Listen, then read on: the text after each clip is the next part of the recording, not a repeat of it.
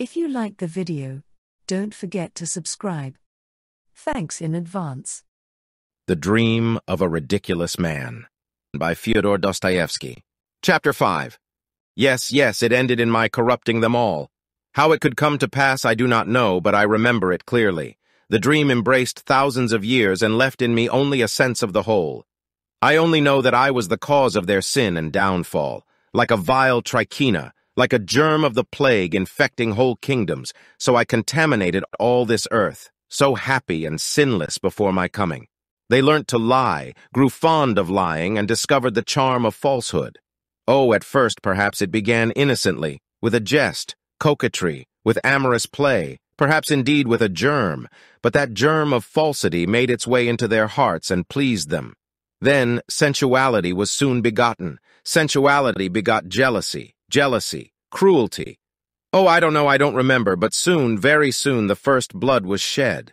They marveled and were horrified and began to be split up and divided. They formed into unions, but it was against one another. Reproaches, upbraidings followed.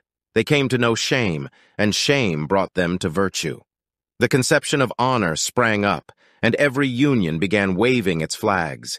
They began torturing animals, and the animals withdrew from them into the forests and became hostile to them. They began to struggle for separation, for isolation, for individuality, for mine and thine. They began to talk in different languages. They became acquainted with sorrow and loved sorrow. They thirsted for suffering and said that truth could only be attained through suffering. Then science appeared. As they became wicked, they began talking of brotherhood and humanitarianism and understood those ideas. As they became criminal, they invented justice and drew up whole legal codes in order to observe it, and to ensure their being kept, set up a guillotine.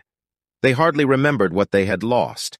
In fact, refused to believe that they had ever been happy and innocent.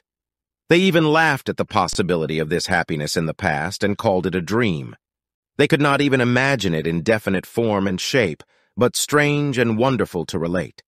Though they lost all faith in their past happiness and called it a legend, they so longed to be happy and innocent once more that they succumbed to this desire like children, made an idol of it, set up temples and worshipped their own idea, their own desire.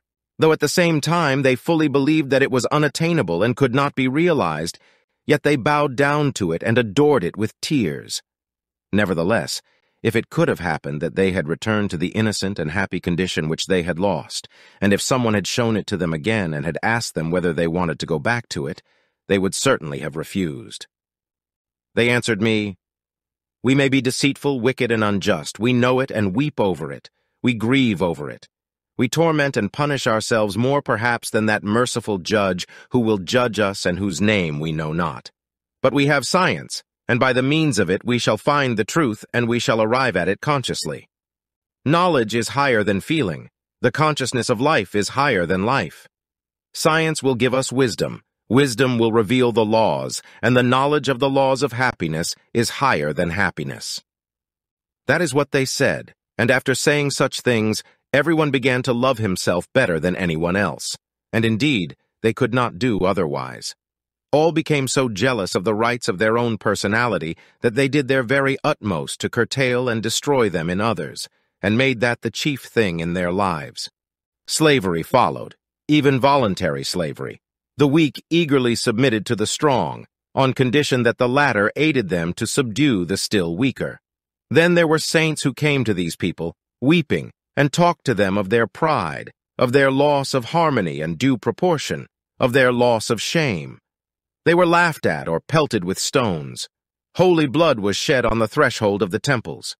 Then there arose men who began to think how to bring all people together again, so that everybody, while still loving himself best of all, might not interfere with others, and all might live together in something like a harmonious society. Regular wars sprang up over this idea.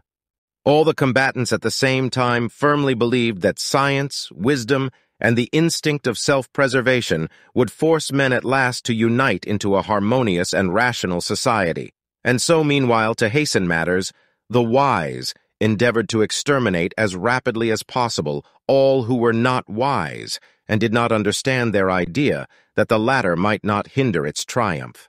But the instinct of self-preservation grew rapidly weaker. There arose men, haughty and sensual, who demanded all or nothing. In order to obtain everything, they resorted to crime, and if they did not succeed, to suicide. There arose religions with a cult of non-existence and self-destruction for the sake of the everlasting peace of annihilation.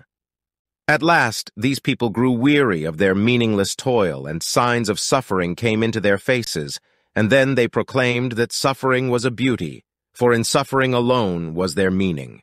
They glorified suffering in their songs.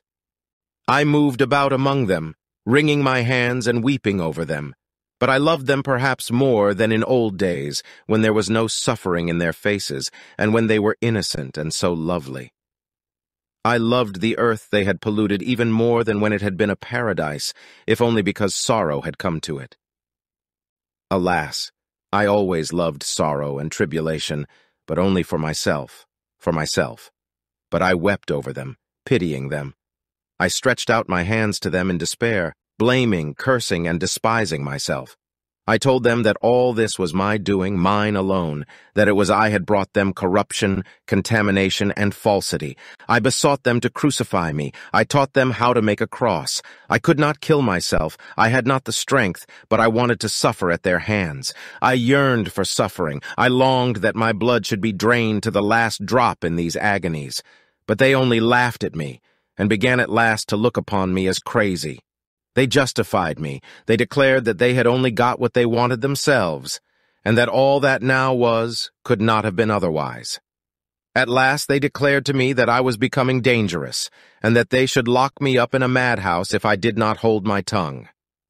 Then such grief took possession of my soul that my heart was wrung, and I felt as though I were dying. And then I awoke. It was morning, that is, it was not yet daylight, but about 6 o'clock. I woke up in the same armchair. My candle had burnt out. Everyone was asleep in the captain's room, and there was a stillness all round, rare in our flat. First of all, I leapt up in great amazement. Nothing like this had ever happened to me before.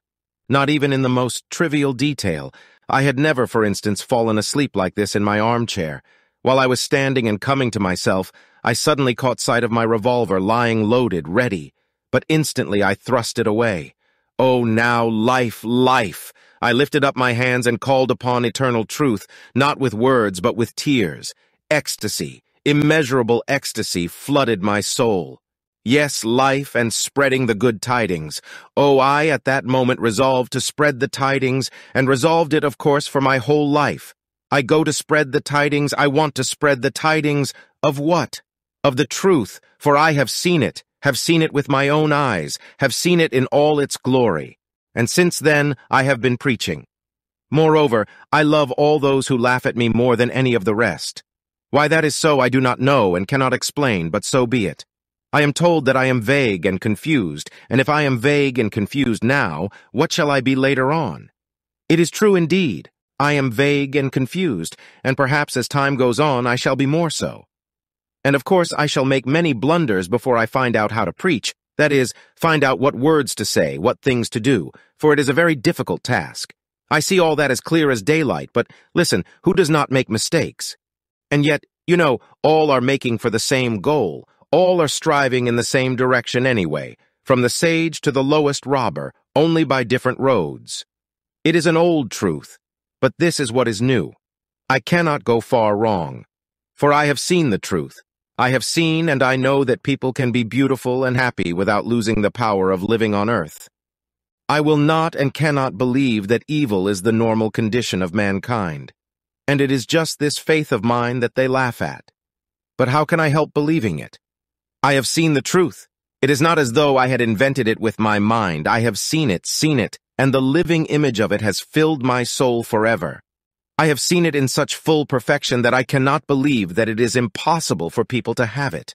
And so how can I go wrong? I shall make some slips, no doubt, and shall perhaps talk in second-hand language, but not for long. The living image of what I saw will always be with me, and will always correct and guide me. Oh, I am full of courage and freshness, and I will go on and on if it were for 1,000 years. Do you know, at first, I meant to conceal the fact that I corrupted them, but that was a mistake. That was my first mistake. But truth whispered to me that I was lying and preserved me and corrected me. But how establish paradise? I don't know, because I do not know how to put it into words. After my dream, I lost command of words. All the chief words anyway, the most necessary ones. But never mind. I shall go and I shall keep talking. I won't leave off, for anyway I have seen it with my own eyes, though I cannot describe what I saw. But the scoffers do not understand that. It was a dream, they say, delirium, hallucination. Oh, as though that meant so much. And they are so proud. A dream. What is a dream? And is not our life a dream? I will say more. Suppose that this paradise will never come to pass, that I understand, yet I shall go on preaching it. And yet how simple it is. In one day, in 1 hour, everything could be arranged at once. The chief thing is to love others like yourself. That's the chief thing, and that's everything. Nothing else is wanted. You will find out at once how to arrange it all. And yet it's an old truth which has been told and retold 1 billion times. But it has not formed part of our lives. The consciousness of life is higher than life. The knowledge of the laws of happiness is higher than happiness. That is what one must contend against. And I shall. If only everyone wants it, it can be arranged at once. And I tracked down that little girl, and I shall go on and on.